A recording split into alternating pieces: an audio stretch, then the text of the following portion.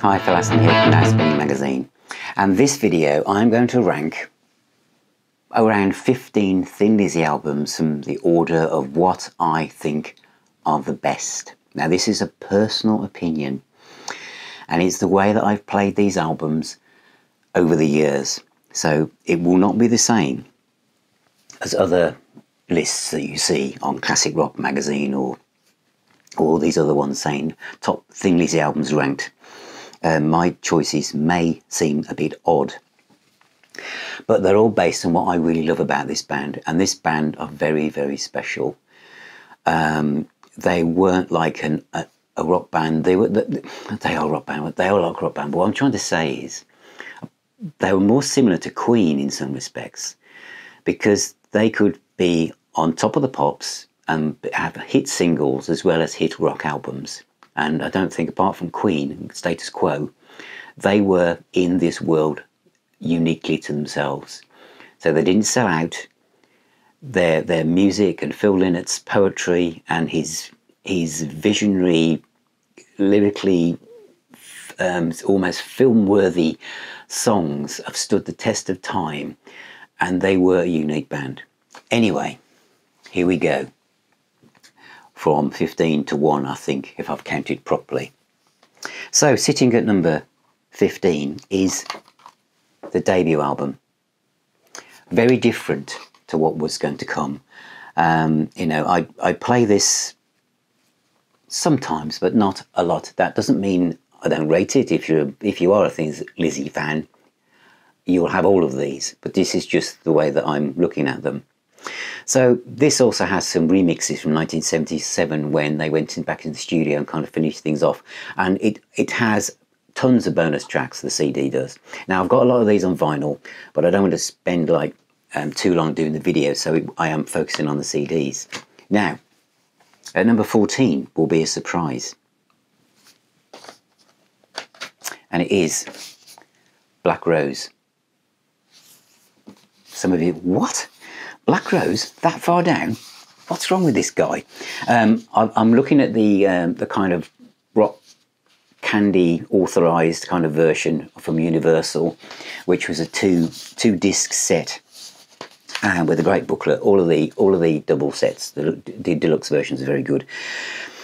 I don't know. My wife Sue, this is her favourite Thin Lizzy album, so I know I'm alone on this. But I just felt that Gary Moore was just too busy and it didn't fit with me. And I know it's got 2 hit singles on there, Waiting for an Alibi, etc. And, you know, the epic track at side 2, but it's probably the album I play the least, actually.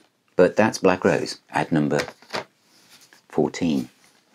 Next is the remaster of Tales of Blue Orphanage. Now this one has Black Boys on the Corner, which is a guttural, riff-heavy song with some fantastic guitar playing from Eric Bell. So this was a major step forwards from the first album, you know, and so this one gets played a lot. But again, you know, it's not the classic Thin Lizzy that some of you may know. Next, actually, is Thin Lizzy at the BBC. Now, I know there's a massive box set out there that's worth oodles of money and very hard to find. I haven't got that. I've got this little one, which is about £8, and it's got a couple of concerts on there, and it's got some fantastic tracks, great performances, and the fact it's got you know, some songs that you know, weren't available elsewhere, but it's a wonderful live performance. But again, they're outside of my top 10. Next is Thunder and Lightning, which was Thin Lizzy's kind of trip into the world of heavy metal, with John Sykes joining, and the early 80s in the UK being all about turning everything up to be even louder than everything else. And it was really a metal album, but there are some great tracks on here, specifically Sun Goes Down and Cold Sweat, which is superb, as good as anything they ever did.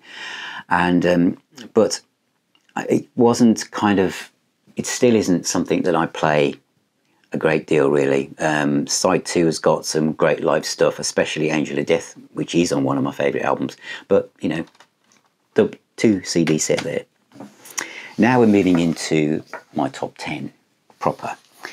And the first one is Vagabonds of the Western World. This is the 2 CD deluxe edition, which comes loaded with bonus tracks, absolutely loaded with bonus tracks. It has, of course, the rocker on it. I remember hearing the rocker. I was at school. So is that 1973? I was 14. Someone coming to me before I went into a maths class. Have you heard the Little Thin Lizzy track? Because we'd only really knew about Whiskey in the Jar, really, and the rocker was just so different. You know, it's so lyrical and so poetic, and we could all imagine ourselves being in a coffee shop somewhere and some guy coming in with a leather jacket on, and you know, we just felt that. And of course, we only heard the single, but the album version had a guitar solo that was like from the gods. It really, really was. But why I particularly like this version is it also contains Little Darling from 1974. They've stuck that on, which is just available as a single, and Gary Moore's on that. And I thought Little Darling is one of my favourite Thin Lizzy songs. It's very underrated, and that they didn't play it live very often, but I absolutely love it. And there's some great Beat Radio 1 in concert here with them. You've got slow blues on it. It's good. That was the kind of end of that era of Thin Lizzy. And the beginning of the next era was Nightlife, which was the first album by the classic version of Thin Lizzy with Brian Robinson on guitar. Probably only 18, I think, there. This again is the double CD version, which comes with lots and lots of extra tracks. The main ones you may know is Still in Love with You, which went on to become a live classic. But it's very mixed. It's quite funky in places, but I feel that this has not dated really at all. They were still finding their way. It's great that record labels let bands do that then. They didn't tell them you've got one last chance. They just, you know, cultivated this music. But this, you know, it's really, really good. Next is the UK tour from 1975. Now, I was just saying earlier that Little Darling didn't appear live very much. It does on this, and that's why I bought it. This is the UK tour 1975, so they were promoting Fighting. And this is a single CD, and it came out in 2008, and it's got some great tracks on it. You know, it's got lots of tracks from that album. It's got the rocker on it, Suicide, Showdown, Still in Love with You, For Those Who Love to Live, Wild One, It's Only Money, Me and the Boys, Little Darling. Really raw, live Thin Lizzy. Next is Chinatown.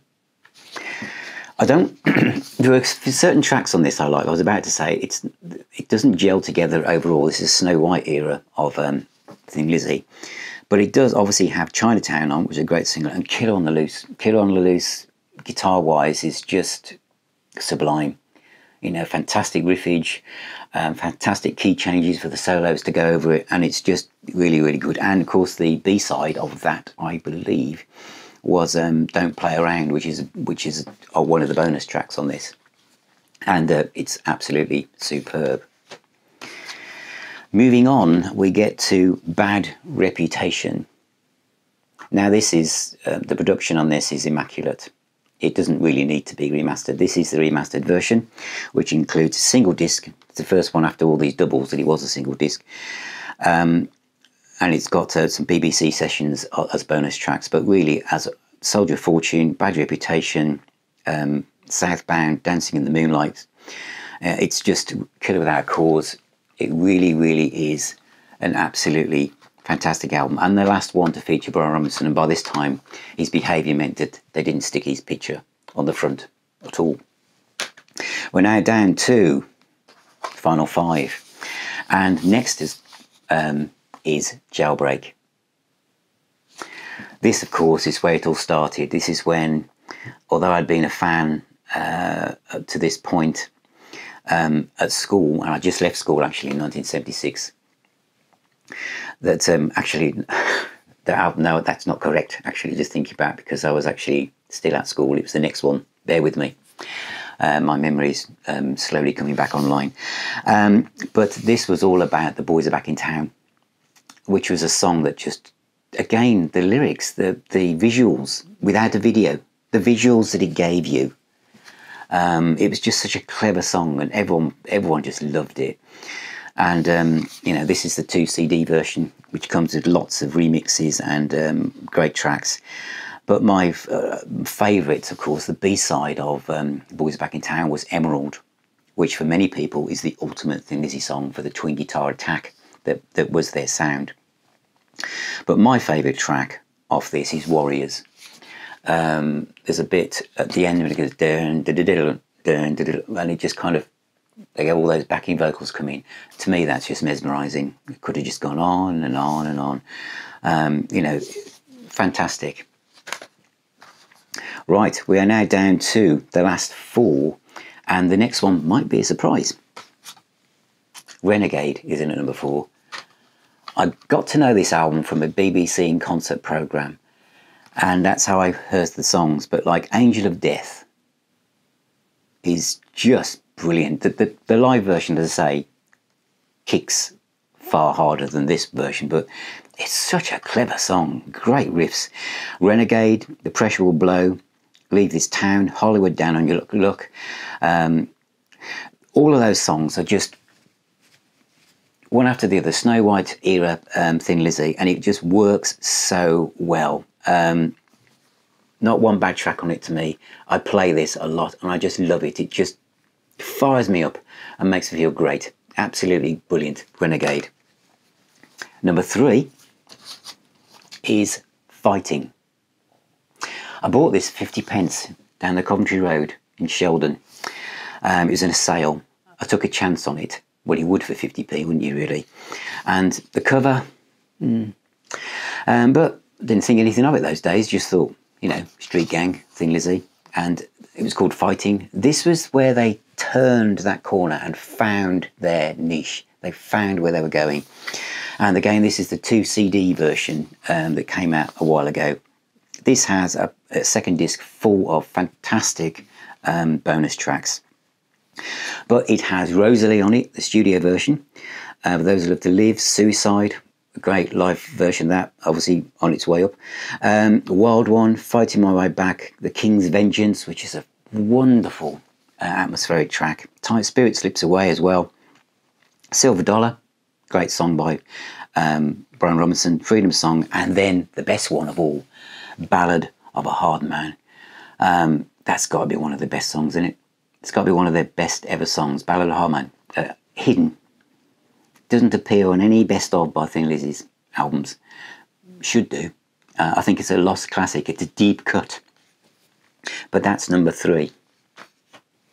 Now, number 2 and number 1 are interchangeable, because what I'm going to show you next is the one that I play the most. Of all the Thin Lizzy back catalogue, all the Thin Lizzy albums, this is the one that gets played the most. And it's Johnny the Fox. As you can see, the final one's there as well. This came out so soon after Jailbreak. I was leaving school now. And it featured, of course, Don't Believe a Word, with one of the best intros to a guitar solo that have ever been placed on vinyl or anywhere else. The way Brian Robinson comes in on that guitar solo and that riff on that track. I know they played it live later on and slowed it down, but this version is just spot on. This album had a kind of concept feel to it, mainly because of the word Johnny, because the opening track is called Johnny, and then you've got Johnny the Fox meets Jimmy the Weed on side 2, giving the feeling that it's all the same characters. I also loved that picture. It reminded me of getting on the bus and going into town on a Friday night.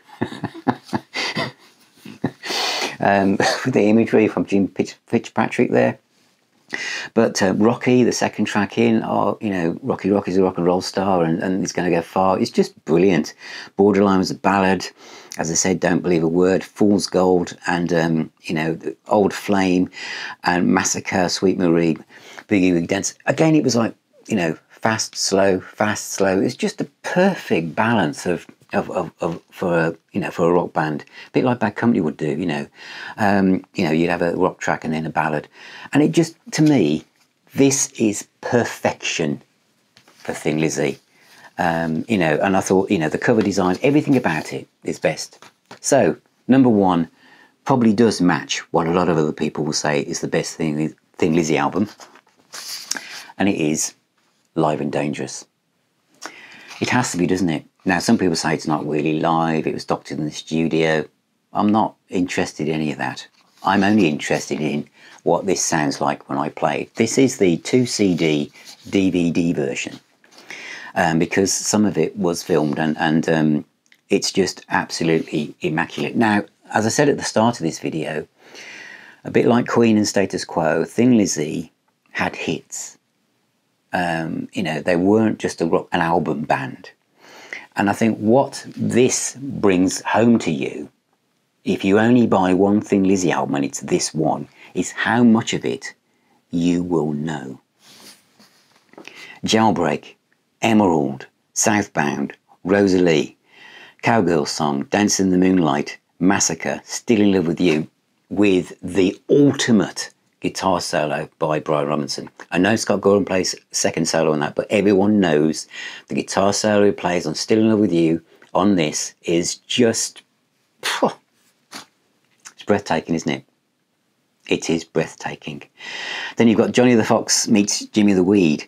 Then the Cowboy Song, The Boys Are Back in Town, Don't Believe a Word, Warriors. Oh.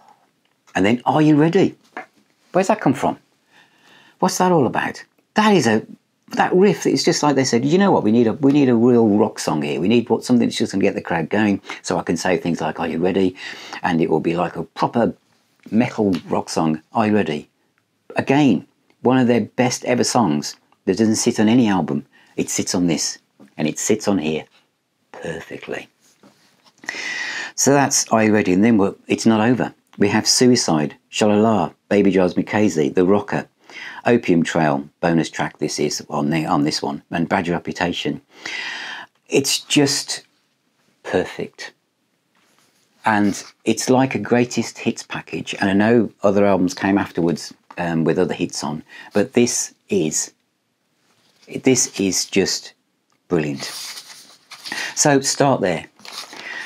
If you want to start, well, it's not so much if you want to start somewhere else, but this, if you're not quite sure, and you know, and your funds aren't doing so well at the moment, then this is a best of, and it's been out a while. You can get this up really easily, but this is a great place to start if you're new to the band, because it also has some of the Gary Moore stuff on as well, Parisian Walkways, and some Phil Lynott solo stuff, and so it's not bad. Of course, if you are a fan and you want everything, then get this before it disappears, because this box set, as you saw in my review of 2021, was one of my best purchases. It is put together with such love that I would definitely recommend, you know, Rock Legends by Thin Lizzy. So that was my rundown of the top 15 Thin Lizzy albums, ranked from 15 to 1, based on my playing habits and my memories of the time. So thank you for watching, thank you for subscribing, and welcome to all my new patrons, and I shall see you on my next video.